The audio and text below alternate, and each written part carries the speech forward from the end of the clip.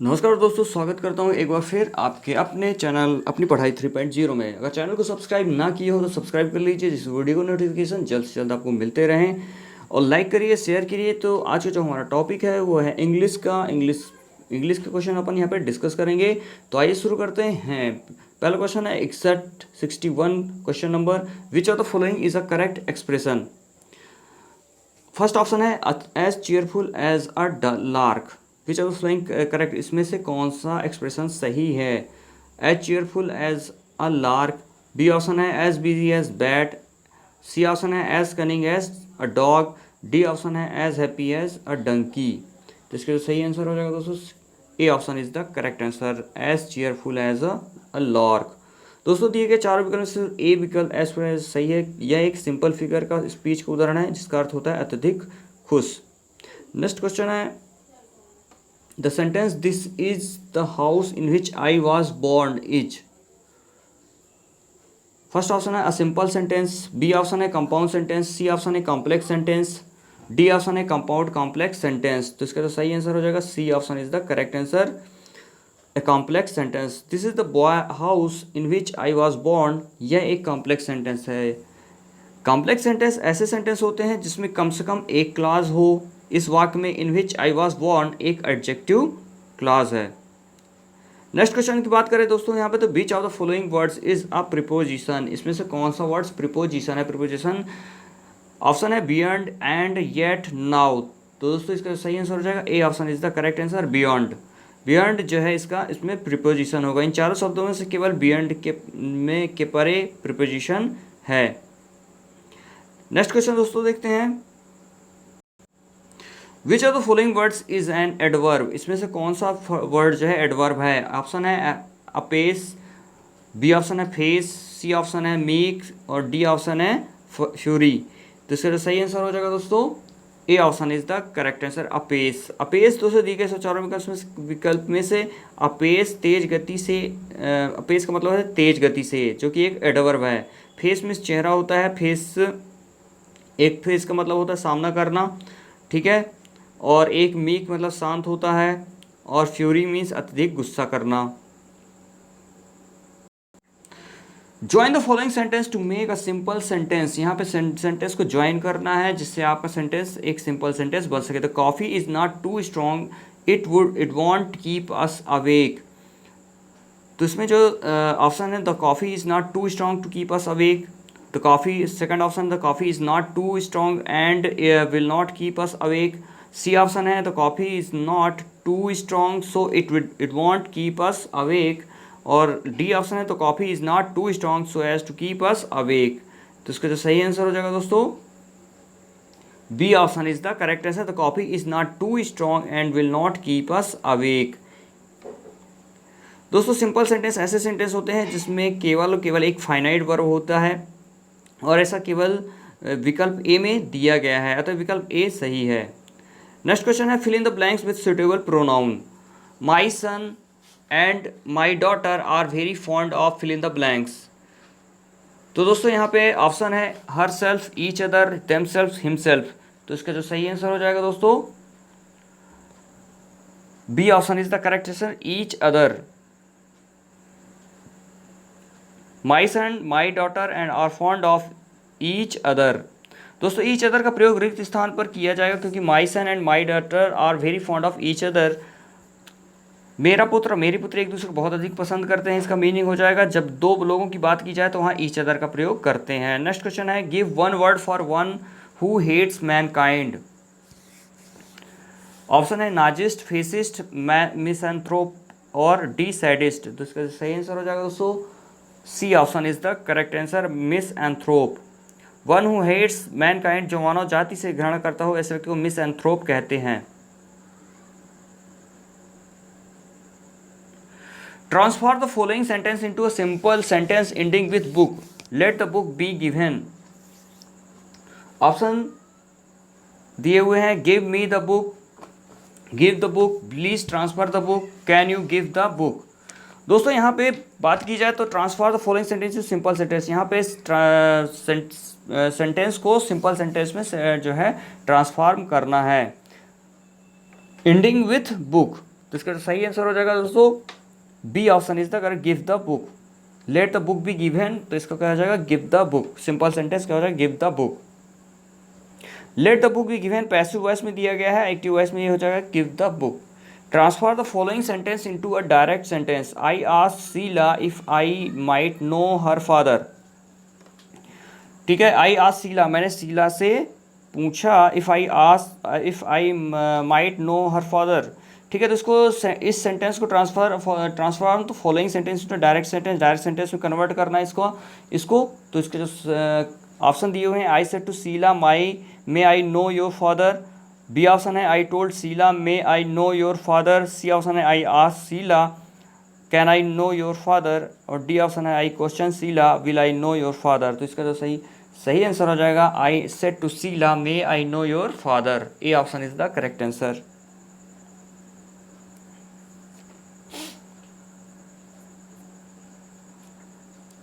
I asked Sheela if I might know her father, इसको direct इसमें बदलने के लिए आस्क को सेड टू में बदलेंगे। कंजंक्शन इफ को हटाकर इन्वर्टेड कॉमा का प्रयोग किया जाएगा। माइट को मे में बदलेंगे तथा स्ट्रक्चर इंट्रोगेटिव होगा। और जैसा कि विकल्प ए में दिया गया I said to Sheela may I know your father. ठीक है, क्वेश्चन नंबर 70 की बात करें यहाँ पे, तो fill in the blanks to complete the following sentence. Question देखते हैं यहाँ पे। क्वेश्चन नंबर 70 आपके स्क्रीन के सामने है। The ministers are responsible fill in the blanks the chief minister of their state for their work. तो इसका जो सही आंसर रहेगा 70 का आपको B option is the correct answer, 2 हो जाएगा। फिल इन द ब्लैंक्स की जगह the minister are responsible to the chief minister of their state of their work. रिक्त स्थान विकल्प बी को भरा जाएगा। रिस्पॉन्सिबल टू समबडी, किसी के प्रति उत्तरदायी। Complete the following sentence with correct conjunction. अब यहाँ पे कंजंक्शन की बात हो रही है। यहाँ पे fill in the blanks, he had not paid his bill, his electricity was cut off. तो दोस्तों इसमें जो ऑप्शन है A but, B either, C unless, D as. तो इसका जो सही आंसर हो जाएगा दोस्तों D option is the correct answer, as he had not paid his bill, his electricity was cut off. रिक्त स्थान पर कंजंक्शन एज का प्रयोग किया जाएगा क्योंकि as he had not paid his bill his electricity was cut off. चूंकि उसने अपना बिल भुगतान नहीं किया था इसलिए उसकी बिजली काट दी गई। अब यहाँ पे दोस्तों choose the correct figure of speech in the following sentence. Death lays his icy hand on kings. दोस्तों यहाँ पे ऑप्शन है मेटाफोर, पर्सोनिफिकेशन, एपोस्ट्रॉफी, यहाँ पे होगा सिमाइल। तो दोस्तों यहाँ पे कौन सा figure of correct, choose the correct figure of speech. तो इसका जो सही आंसर हो जाएगा दोस्तों B option is the correct, personification. Death lays his icy hand on kings, इस वाक्य में पर्सोनिफिकेशन यानी मानवीकरण अलंकार का प्रयोग किया गया है। यहाँ डेथ को मनुष्य के रूप में प्रस्तुत किया गया है। Next question, the study of population is known as ecology, astronomy, demography, genealogy. तो इसका जो सही आंसर हो जाएगा दोस्तों C option is the correct answer, demography. The study of population is known as demography. The study of population known as, जिस जनसंख्या के अध्ययन को कहते हैं। इस वाक्य में को एक शब्द में डेमोग्राफी के द्वारा व्यक्त किया जा सकता है। इकोलॉजी परिस्थिति को कहते हैं, एस्ट्रोनॉमी अंतरिक्ष शास्त्र, जेनियोलॉजी को किसी पूर्व परिवार के पूर्वज के इतिहास का अध्ययन है। Give the meaning of the following proverb. A bird in hand is worth two in a bush. तो दोस्तों यहाँ ऑप्शन दिए हैं to catch two birds with your hands, to dissatisfied with what you have, says it is better to be satisfied with what you have than to try to get what is not yours। और D option है to trap birds in bushes. तो इसका जो सही answer हो जाएगा दोस्तों 74 का C option is the correct answer. It is better to satisfy with what you have than to try to get what is not yours. दोस्तों a bird in hand is worth two in bush, 9 नगद न 13 उधार। इस मुहावरे का अर्थ विकल्प सी में द्वारा व्यक्त किया जा सकता है। नेक्स्ट क्वेश्चन दोस्तों बात करें, which of the following sounds is not associated with the sound of a bell. Chime, jingle, ring, dang. तो इसका जो सही आंसर हो जाएगा दोस्तों 75 का B option is the correct answer, jingle. Jingle धातु के टकराने की आवाज आता है, विकल्प बी सही है। Dang use to express anger. Fill in the blanks with the correct preposition. Option है with, for, by, over. Are you sorry, fill in the blanks what you have done. क्या इसके लिए मतलब आप यहाँ पे इसको क्या यूज करना है, यहाँ पे प्रिपोजिशन क्या यूज करना है। ऑप्शन है विथ, फॉर, बाई, ओवर। तो इसका जो सही आंसर हो जाएगा B option is the correct answer. Are you sorry for what you have done. Are you sorry for what you have done, sorry for something, किसी चीज के लिए शर्मिंदा होना।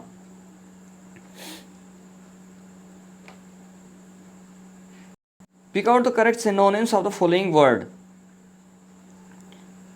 करेक्ट सिनोनिम्स बताना है। एटेन्यूएट, ऑप्शन ए है repeat, B option force, C divide, D make thin. तो इसका जो सही आंसर हो जाएगा दोस्तों B option is the correct answer, force.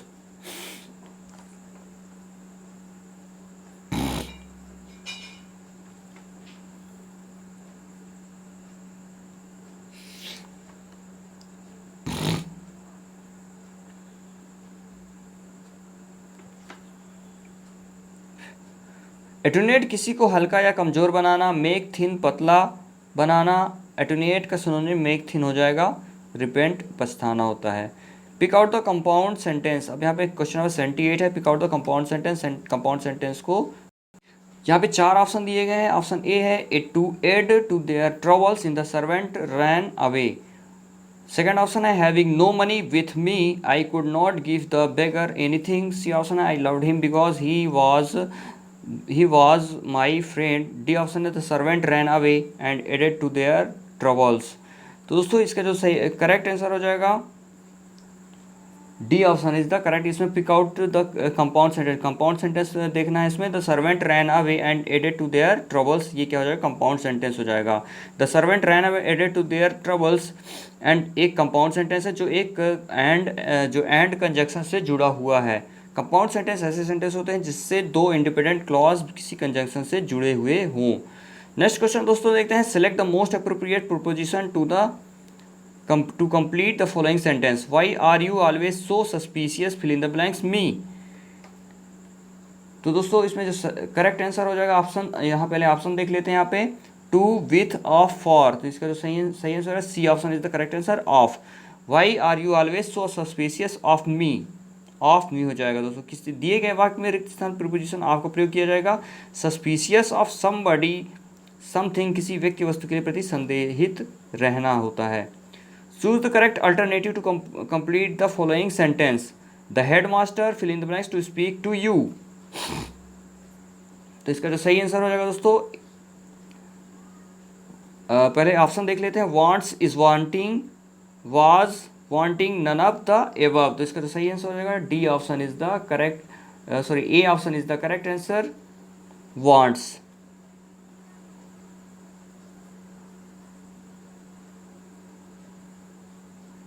Next question दोस्तों देखते हैं। Read the given passage carefully.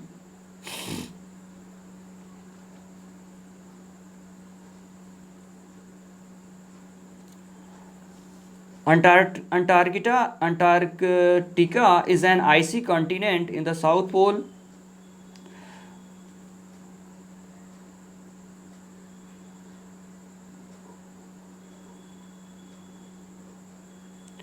It is covered by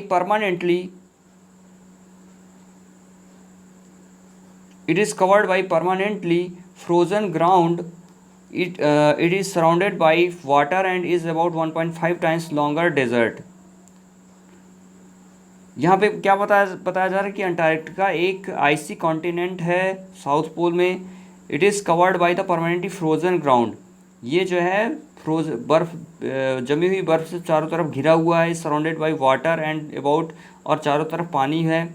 और is about 1.5 times longer desert is in the Antarctica. और 98% of the land is covered with continental ice sheet. और 98% जो है जमीन land ice sheet से कवर्ड है। The remaining 2% of land is barren rock. ठीक है, बंजर भूमि है, बंजर पत्थर है, rock 2%। Antarctica has about 87% world ice. Antarctica में पूरे विश्व का 87 आइस है वहाँ पे। The south pole is the coldest. South pole जो है वो सबसे ठंडा होगा, विंडेस्ट सबसे ज़्यादा हवा चलती है, driest place on the earth सबसे ज़्यादा सूखा है। The coldest temperature ever recorded on earth was at the south pole. It reach at -128.6 degree Fahrenheit और -88.0 डिग्री सेल्सियस। जो सबसे कोल्डेस्ट टेम्परेचर जो रिकॉर्ड किया धरती पे वो साउथ पोल पे था, ठीक है, वो था -128.6 डिग्री फ़ारेनहाइट या फिर -88.0 degree Celsius. On an average most of the Antarctica gets less than 2 inches of snow each year. Antarctica में जो है 2 इंच जो स्नो है वो कम होता जा रहा है हर साल। फिर भी although scientific expedition visit Antarctica, there are no permanent human resident. वहाँ पे कोई भी मानवीय गतिविधि या वहाँ मानव इंसान वहाँ पे कोई भी नहीं रहते हैं, परमानेंट नहीं रह सकते हैं। This is because of the extreme weather. वहाँ पे जो मौसम है, मौसम की वजह से, which includes freezing temperature, strong winds and blizzards. There are about 4000 seasonal visitors to Antarctica. वहाँ पे 4000 जो है सीजनल विजिटर आते हैं अंटार्कटिका में। Antarctica has not always been located at the south pole. ये जो है हमेशा साउथ पोल पे नहीं रहता। It has drifted like the other continent and has ranged from the equator during the Cambrian period about 500 million years ago to the south pole. During the time of dinosaur के time पर Antarctica was more temperate and house dinosaur. वहाँ पे काफ़ी ज़्यादा dinosaur थे वहाँ पे, and many other life forms, और वहाँ पे काफ़ी चीज़ें लाइफ से रिलेटेड थी। Now there is very little indigenous life. अब वहाँ पे लाइफ बहुत ही कम, संभव नहीं है, मतलब बहुत ही कम, लाइफ के लिए बहुत कम चीज़ें हैं। The word ice in the passage is, अब देखते हैं क्वेश्चन देख लेते हैं। जो आई सी वर्ड यूज किया गया पैसेज में वो क्या है? नाउन होगा, एडजेक्टिव होगा, एडवर्ब होगा, या फिर होमोनिम ऑफ आइस होगा। तो दोस्तों यहाँ पे देख, इसका जो सही आंसर हो जाएगा B option is the correct. I see क्या हो जाएगा? एक एडजेक्टिव के फॉर्म में यहाँ पे काम कर रहा है।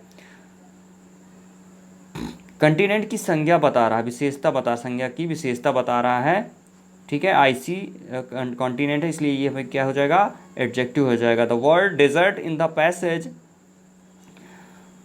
नाउन। अब वर्ड डेजर्ट यहाँ पे क्या है? पैसेज में नाउन है, प्रोनाउन है, वर्ब है या वर्बल है? तो इसका जो सही आंसर हो जाएगा दोस्तों A option is the correct answer, noun. Desert क्या है? एक प्रकार का नाउन है, पैसेज में डेजर्ट मरुस्थल एक नाउन है। The word windiest in the passage is, जो विंडिस्ट वर्ड यूज किया गया है पैसेज में वो क्या है? Second form of verb, superlative form of adjective, superlative form of adverb, position form of noun. तो इसका जो सही आंसर हो जाएगा दोस्तों B option is the correct, superlative form of adjective. तो सब विंडिस्ट एडजेक्टिव के सुपरलेटिव फॉर्म को दर्शाता है। नेक्स्ट क्वेश्चन दोस्तों देख लेते हैं। Has Antarctica always been fixed in south pole? क्या अंटार्कटिका जो है हमेशा साउथ पोल में फिक्स है? ऑप्शन है yes, no, maybe, not given in the passage. तो यहाँ पे बोलेंगे नो, ठीक है। अंटार्कटिका हमेशा साउथ पोल में फिक्स नहीं है। Has Antarctica always been fix in the south pole? नहीं, क्योंकि बाद में साउथ पोल पर शिफ्ट हुआ, ठीक है, क्योंकि ये बाद में साउथ पोल में शिफ्ट हुआ, देख, ठीक है। इसको पैसेज में आप पढ़ सकते हैं, 16th लाइन पे दिया हुआ है। क्वेश्चन नंबर 85 की बात करें यहाँ पे, तो what are the earliest known inhabitant of the Antarctica? Option है American scientist, Indian scientist, dinosaur, it has always been a desert. तो दोस्तों इसका जो सही आंसर है C option is the correct answer, dinosaur. वहाँ पे सबसे पहले वहाँ पे कौन पाए जाते थे? डायनासोर। डायनासोर अंटार्कटिका में रहने वाले सबसे प्रथम प्राणी थे। अब दोस्तों यहाँ पे देखते हैं एक बार फिर, यहाँ पे एक पैसेज है जो जिसमें 86 to 90 जो है क्वेश्चन, 86 से लेकर 90 तक के क्वेश्चन पूछे जाएंगे। तो सबसे पहले अपन यहाँ पर रीड कर लेते हैं passage.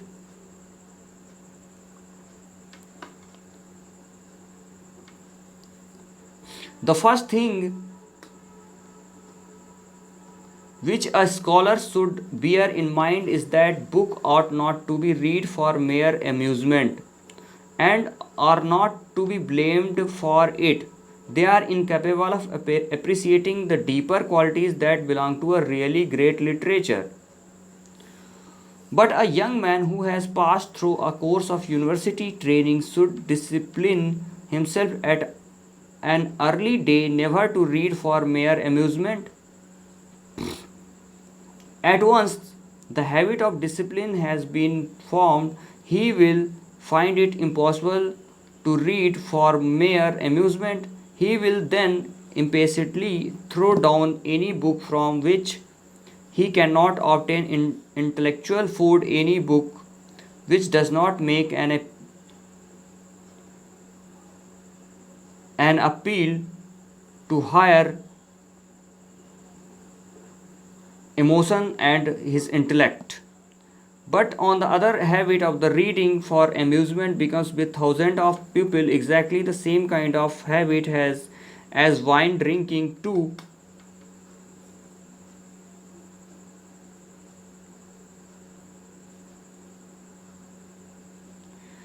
Drinking too, opium smoking, it is like a narcotic, something that helps to pass the time.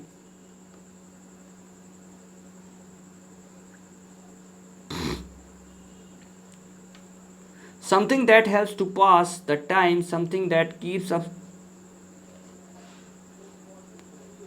perpetual condition of dreaming, something that eventually result in destroying all capacity for thought, giving exercise only to the surface parts of the mind and leaving the deeper spring of feeling and higher faculties of perception unemployed. तो दोस्तों यहाँ पे ये जो हमारा paragraph passage है वो काफ़ी अच्छा पैसेज है यहाँ पे। तो उससे रिलेटेड यहाँ पे कुछ क्वेश्चन दिए हुए हैं। The writer believes that half educated person are not able to, writer believe जो है वो बिलीव करता है कि half educated person are not able to, half जो आधे पढ़े हुए लोग हैं वो किस चीज़ पे जो है योग्य नहीं होते। Enjoying wine drinking, enjoy dreaming, think properly, appreciate hidden qualities of admirable literature. तो इसका तो सही आंसर हो जाएगा D option is the correct, appreciate hidden qualities of admirable literature. ठीक है, तो राइटर बिलीव करता है कि आधे पढ़े लिखे लोग जो है उस योग्य नहीं होते हैं कि वो अप्रिसिएट कर सकें hidden qualities of admirable literature, कि वो जो है जो लिटरेचर है उसमें जो छुपी हुई क्वालिटीज़ हैं, विशेषताएं हैं, उसको अप्रिसिएट कर सकें। तो डी ऑप्शन इसका सही आंसर होगा। The word narcotic in the passage means, narcotic में जो है पैसेज में जो वर्ड यूज किया गया है उसका क्या मीनिंग होगा। ऑप्शन है ग्रेट लिटरेचर, बी ऑप्शन है इंटॉक्सिकेंट, सी ऑप्शन है चीप बुक्स और डी ऑप्शन है इंटेलेक्चुअल एक्सरसाइज। तो इसका तो सही आंसर हो जाएगा दोस्तों B option is the correct answer, intoxicant. इसका जो बी ऑप्शन है वो सही होगा, इंटॉक्सिकेंट। नारकोटिक का जो मीनिंग होगा वो होगा क्या, इंटॉक्सिकेंट। नारकोटिक क्या होता है, एक प्रकार का मादक पदार्थ होता है। इंटॉक्सिकेंट नशीले पदार्थ, उसका भी मतलब होता है। अतः नारकोटिक के सही अर्थ को इंटॉक्सिकेंट के द्वारा व्यक्त किया जा सकता है। नेक्स्ट क्वेश्चन की बात करें यहाँ पे, the phrase the higher faculties in the passage means, यहाँ पे ऑप्शन दिए हुए हैं। हायर फैकल्टी का मतलब क्या होगा, different department in the university, different ways of enjoying things, mental power of a high order for understanding great literature, superficial part of the mind। तो दोस्तों इसका जो सही आंसर हो जाएगा C option is the correct answer, mental power of a high order for understanding great literature. C option is the correct answer. Higher faculties का मतलब क्या होगा, मेंटल पावर यानी कि बौद्धिक क्षमता, बौद्धिक शक्ति of higher order for understanding great literature, बहुत ही महान साहित्य को पढ़ने की क्षमता, मानसिक क्षमता। ठीक है, अब आते हैं नेक्स्ट क्वेश्चन पे।